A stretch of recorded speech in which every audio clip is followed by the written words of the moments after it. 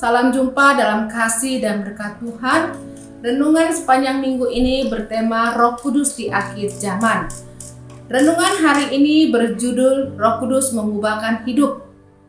Ayat firman Tuhan terambil dari Kisah Para Rasul 3 ayat 6 berbunyi, "Tetapi Petrus berkata, emas dan perak tidak ada padaku, tetapi yang kupunya kuberikan kepadamu, demi orang Nazaret berjalanlah."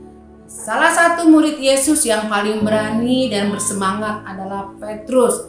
Keberanian Petrus diuji saat Yesus disalibkan. Petrus menyangkal Yesus sampai 3 kali. Kenapa Petrus menyangkal Tuhan Yesus? Karena Petrus takut. Dia takut dirinya menjadi seperti Yesus, disalibkan. Petrus adalah seorang yang tidak setia. Petrus menjadi orang yang menyebalkan, egois, munafik, dan cari keselamatan diri sendiri. Kesetiaan seseorang itu tidak dapat diukur. Mungkin banyak orang percaya tingkah lakunya seperti Petrus ini. Kelihatannya mengikuti Tuhan dengan sungguh-sungguh, bersemangat, bahkan menjadi panutan di dalam komunitas atau menjadi pusat perhatian banyak orang, tetapi tidak sesuai dengan tingkah lakunya. Kemudian terdengar di luar sana orang itu melakukan hal-hal yang tidak baik, hal-hal yang mencelakan, menyelakai orang lain, membicarakan orang lain, suka mengadu domba, menjadi penipu dan pendusta.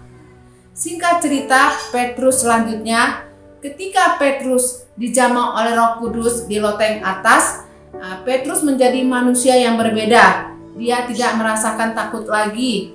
Bahkan Petrus berani menghadapi pemuka Yahudi.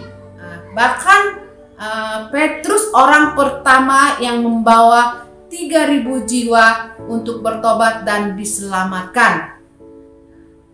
Ketika Petrus sedang berjalan di dekat pintu gerbang Bait Allah, ada seorang pengemis yang lumpuh yang meminta uang kepadanya. Lalu Petrus berkata, "Emas dan perak tidak ada padaku, yang kupunyai akan kuberikan kepadamu. Demi orang Nazaret berjalanlah." Dan mujizat terjadi. Inilah awal mujizat yang Petrus lakukan, karena semua ini ada peranannya Roh Kudus.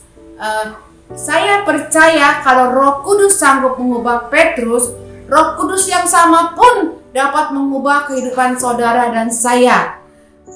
Roh Kudus dapat mengubah orang yang jahat menjadi baik. Roh Kudus dapat mengubah orang yang hidupnya tidak kecukupan, asalkan dia berdoa kepada Tuhan dan minta Roh Kudus yang mencukupinya, dan itu akan menjadi kecukupan bagi mereka. Saya percaya saudara dan saya membuka hati untuk Roh Kudus masuk dalam kehidupan kita, dan kita menjadi orang yang percaya kepada Tuhan. Roh Kudus mengubah kita untuk melakukan perkara-perkara besar. Amin. Tuhan Yesus memberkati.